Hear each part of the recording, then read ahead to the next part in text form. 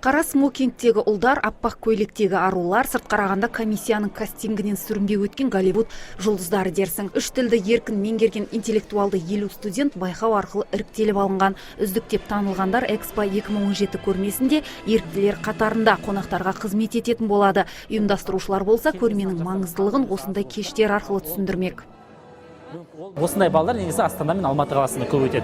Біз осы жолы әр өңірлерді өткізу арқылы және де алда келе жатырған экспоның маңыздылығы, экспоның біздің елге беретін экономикалық және саяси тұрғыдағы пайдасы, жалпы жақсы жақтарын біз жеткізу арқылы осындай балды шараны ұйымдастырып отырмыз.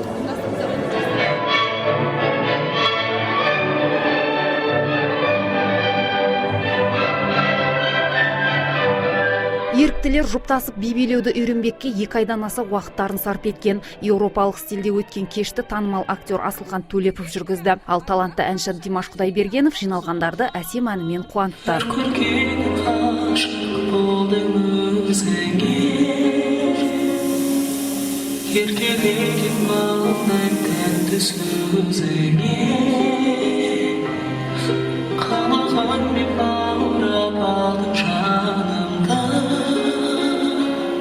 Еліміз бойынша Астана, Орал қалаларында өткен гранд бал 3-ші болып Шымкентте өтіп отыр. Дастархан жайып, өнер адамдарын шақыруға кеткен шығынды демеушілер өз мойнына алған. Ал шетелдік қонақтардың қолына су құюға жараған жастарға оқу орнының басшысы алғысын жаудырды. Оңтүстікте өткен шара енді Қызылордада жалғаспақ.